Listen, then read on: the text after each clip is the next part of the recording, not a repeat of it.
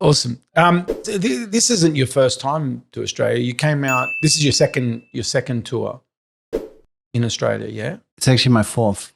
Okay. The first time I came out 2013, which was really funny because I did 3 gigs in 5 days and just didn't know it better. And I guess I was just anxious. It's like work is work in a way.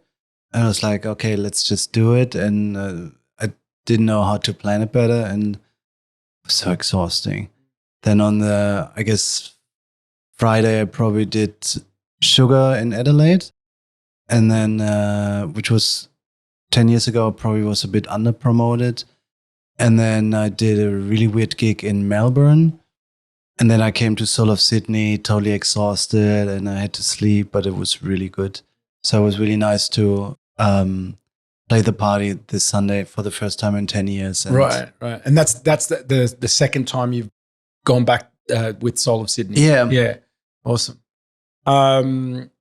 Your wife's family is from Sydney? Yeah. Right. Did you meet your wife here in Australia? No, we met in Amsterdam. Oh, she okay. had moved for studies and stuff, and then we met, and yeah. Mm-hmm. Okay. I wore a lumberjack shirt today. I see. In honor of your record label. Tell me a bit about it. Like, when did it start? And tell me a bit about like the backstory and what your mission is for the label. I mean, it's been 13 years, so of course it changes in a way. I guess 13 years ago I was much younger, so I guess nowadays if you look at it, you also don't really understand the environment that it came up, because SoundCloud was quite new, and it was I guess it was the time between MySpace and Facebook perhaps. And for me it was like I did a bunch of edits and put them on SoundCloud, and people had a good reaction to it. And I always have to think about Mike Huckabee about it, that people just do whatever they need to do to get involved in the scene in a way. I mean, no matter if you do parties, if you do a label, if you make edits, if you make music, whatever you can, if you fall in love with dance music, or in my case, disco. So that's the background. And then I was extremely lucky to be in Amsterdam, to meet Rahan, to have a lot of hookups to people from Chicago, to have a lot of hookups via then, I guess, Facebook and SoundCloud. And I mean, the second was Ryko, which was really good all around the Watchtower. The third was Tracks, which I heard in Amsterdam at a rush hour party. And it just kept evolving quite organically into what it is now. And the idea is to, just put out music that I'm quite interested in, influenced by Chicago, Detroit, Amsterdam, New York. And I guess it's evolving from a certain thing that's being modeled after Chicago labels that are sampling a lot, and the disco aspect. And I guess it's becoming more and more organic thing where people record, where, I mean, basically after Charisma and Work It Out that we got into trouble for, we really phased out the use of samples in general. Maybe something that people don't necessarily realize, because it's also such an organic process. And then artists like Giovanni D'Amico, who play everything, or Andy Compton, so the later things. If you look at the catalog, I think it almost feels like, the samples are still there, but if you listen to the tracks, they're just no samples anymore. Right. And was it why Amsterdam? Like you're originally from Germany. Is this because of the label and the connections that you started to gravitate to with the label, and that's what kept you in Amsterdam? You want to know why I came to Amsterdam or what kept me in Amsterdam? And both. Like, so I was in a bunch of cities in Germany when I was in my 20s. And then I was in Berlin. Then I met a woman and we moved to Basel because that's where she's from. And I quickly realized that Switzerland is not where I needed to be. And there are a lot of, I see them as a little bit of light towers.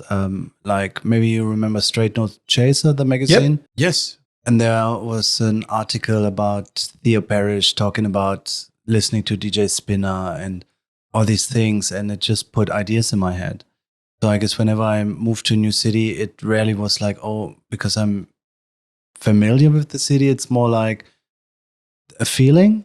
And it's similar with Amsterdam, where I was like, oh, because the jump to London always seemed a little bit too intimidating, definitely at the time. And Amsterdam seemed attainable. And I must say, in retrospect, it was really good for me because it's a right balance between inspiration, record stores, artists, and also having a relaxed lifestyle, being on your bike the whole time. And yeah, I mean, as a human, you're so limited in what you can do in one day. And so you need to pick and choose. And I mean, even here, of course, it's paradise. You live in paradise, but how much time do you actually spend on commute and stuff? So it's like, or in London, it's like you would spend 2 hours a day just on the tube getting from one place to another.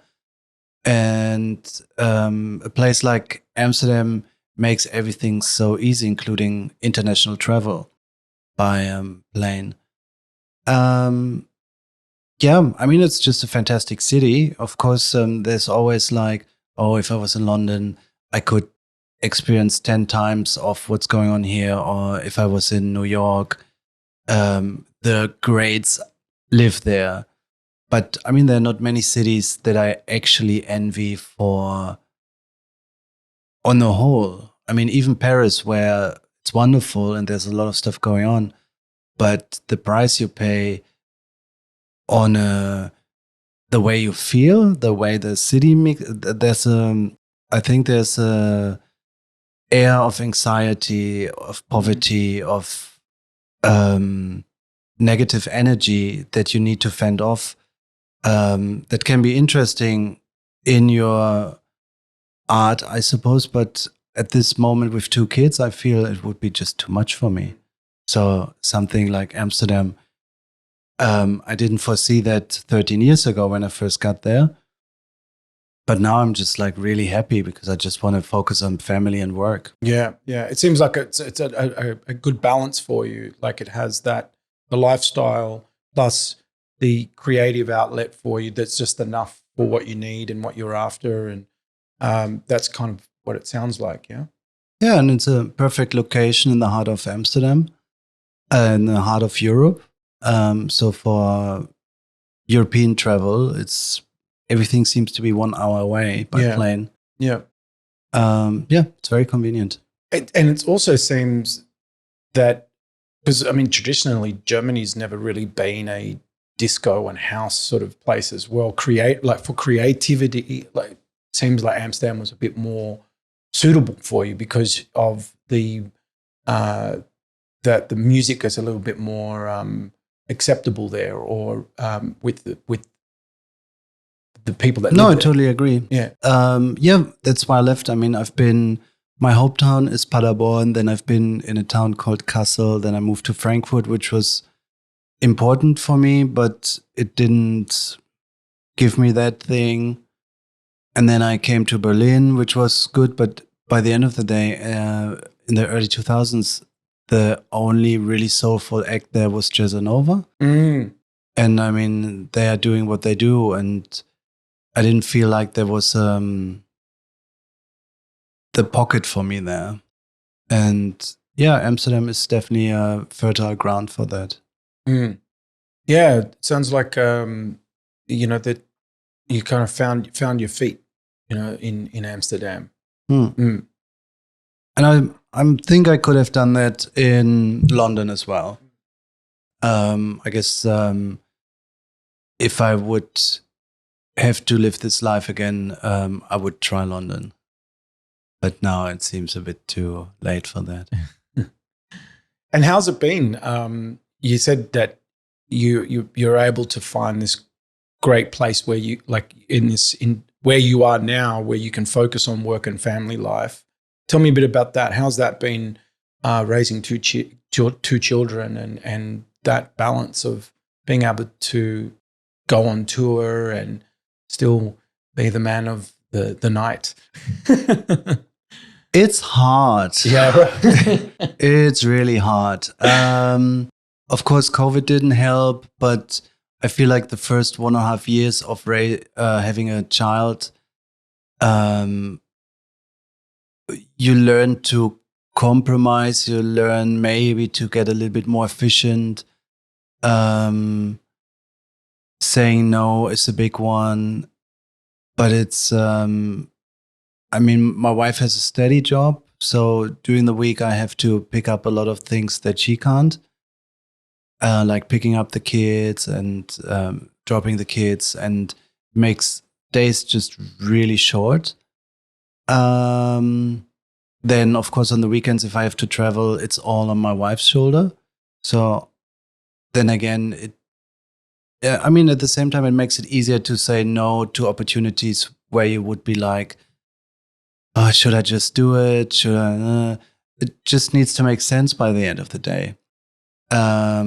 So right now I'm always thinking, if I'm getting an offer that I'm not really too interested in, it's like, yeah, if I go, it's 2 days that I'm not in the studio, or 2 days that I'm not with the family. And I guess generally as an artist and as a freelancer, a lot of things are about urgency, about feeling the pressure that you don't have all the time in the world, because of course, for many reasons. And I guess I appreciate that, but I'm still haven't found the Goldilocks zone where I'm like, everything just works, or it's like a lot of stuff just ends up still staying on the floor. It's like I have so many ideas, so many ambitions and things that I want to do, and I just have to focus on the things that are realistic to obtain. That being said, last year we built a studio in the house, in the attic, a room in a room. I haven't fully managed to utilize that. I mean, I did, it's already paradise, but I'm actually only, when we come back this year, hoping to fully come into my own, to really being able to use that to the fullest. But you probably saw the music that we've been releasing at the moment with Lima, and Lumberjacks is coming back as well. So it's all happening, but it's just like, it feels like there's a lot of resistance. So everything becomes, takes so much more energy. Yeah. Okay. Yeah. And so what does a usual week look like now? Like is it the day-to-day running of the label and studio work and working with a lot of other artists, or like, and of course running the family life as well? Is that the usual, what a usual week sort of? And gigs on the weekend, I imagine. Yeah. It's like, in my life, it's like, there's the idea of having a usual week, and then reality is never that. So usual week is, of course, structured by the times around that my kids have daycare or school. And then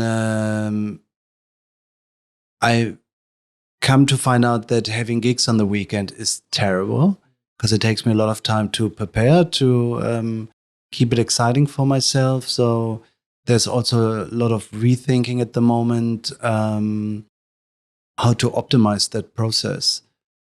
Because if I spend 2-3 days per week preparing for the gigs on the weekends, what's left? Yeah. No, look, I like to ask these questions because it is this career path or in this industry, it's very much a DIY kind of situation where we kind of learn on the job. And I find these kind of conversations and where you're able to kind of look at the way other people do things and the way people are, that exchange can help others, get a window into, what am I getting myself into for someone starting out and giving them some insight to the unknowns or, but I find it's good to kind of share these, that's why I like to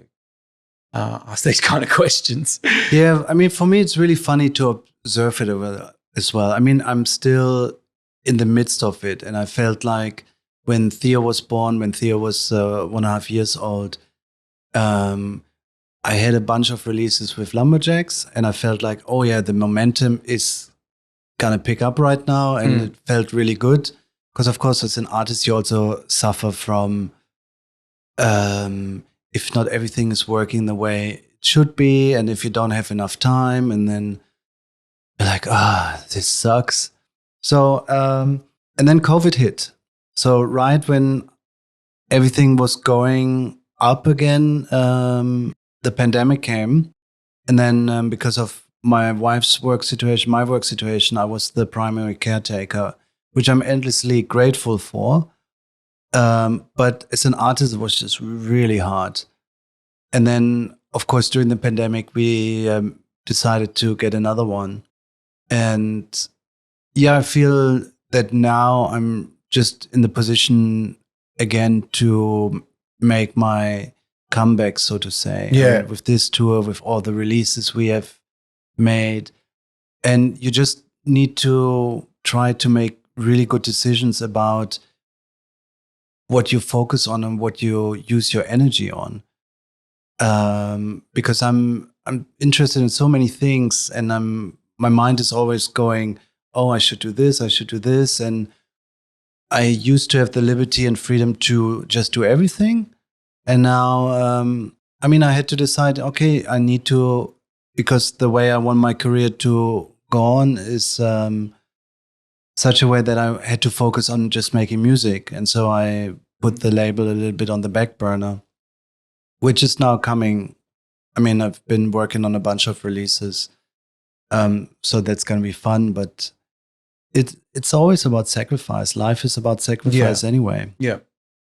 Yeah, it seems like while we're now sort of post pandemic, people have grabbed or gotten an idea of what their next 5 to 10 years kind of will look like for themselves, or at least some kind of roadmap of obviously, with the wiggle room of things moving, unpredictably, but at least it seems that from this from the pandemic, we've been able to kind of restructure and work out, what we want to put into place, and it seems like a lot of people are sort of finding their feet again and are kind of ready to kind of come back, as you said.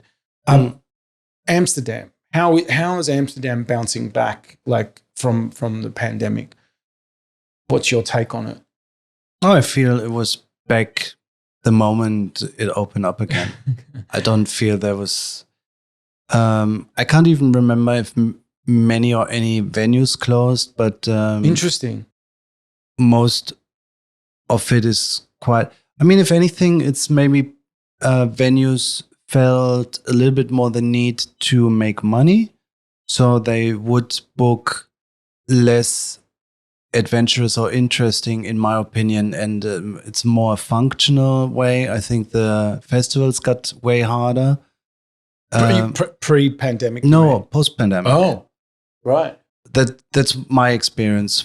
So the festival's gone way harder. What do you mean? music-wise. Right. Everything. As in the type of programming the music was. Right. Got it. I feel like there's a little bit less room for the stuff I do. So of course we always fetch fewer numbers financially and with the people in attendance. And so, yeah. So are you running a club night now? No, I wouldn't know how. I'm a little bit interested, but I would need somebody to do that. To be solely working on it. Yeah. Yeah, because it's also not something I ever earned money on. It was always like, let's put it all in and have some fun. And maybe with the Lumberjack nights, it also works as a marketing thing. But since I run almost everything by myself, it's just not doable. Yeah. And are mostly vinyl and digital sales that your label is doing now, or is it just one medium? I mean, let's not forget, I didn't release anything since early 2022. Right. That was the Panna Cotta, and I just didn't have the headspace to focus on that. Generally, it feels like it's half-half, vinyl and digital, even though I feel that the vinyl is even more important, also as a marketing tool, and also as a manifest, I guess, in 20 years when we look back. Yeah, you can still find the vinyl, but where are you going to find the MP3? Yeah. It's like, it's up in the ether. Yeah, but the collaboration with Lima, that definitely came out on vinyl. And Boogie Angst, right? Yeah. So it's always important. I guess the more important the music is for me, the more important it is for me to have it on vinyl. Just as so you can put it on the shelf and shelf life. Show your kids. Yeah. Now that red light radio is no longer right in Amsterdam. Or in hiatus. No, it's pretty defunct. Okay. And are you doing any other radio now out of Amsterdam? Not really. I mean, I do the Defected show. I used to do that monthly. I saw that, yeah. And I also there was like, oh, I better do it every 2 months, because it just takes up so much time. Yes. To do it in a nice way, and I just need to create more space for me to produce music. And to work on the label. And like I said, I'm still trying to find the proper balance to do all the things that I'm interested in a good way. Yeah, yeah. I mean, I'm not willing to compromise. And I used to work with a station, but I didn't feel that I got out of it what I needed to. So, like I said, for me, it's more about saying no at the moment. And what are the plans for the summer now for Lumberjack and for touring? What have you got coming up that you're excited about? Oh, what a question. I would have to look in my schedule. I mean, generally, I'm excited about everything, going much more to the UK. Like before the pandemic, I used to be in the UK like twice a month. And after the pandemic and Brexit, it slowed down a little bit. Right. But now, most of my dates are back there. I'm focusing mostly on the stuff I'm doing with Lima. Oh, there's new music, more music coming we out. have the second EP ready. The next single is coming, and I surely hope that we will do a third and fourth and fifth EP. He is going to have 2 tracks on the forthcoming Lumberjacks compilation as well. Right. They're not all on Boogie Angst, all these releases? No, I mean, the stuff I'm doing with Lima for the moment is on Boogie Angst. Yep. And then I do a compilation for Lumberjacks.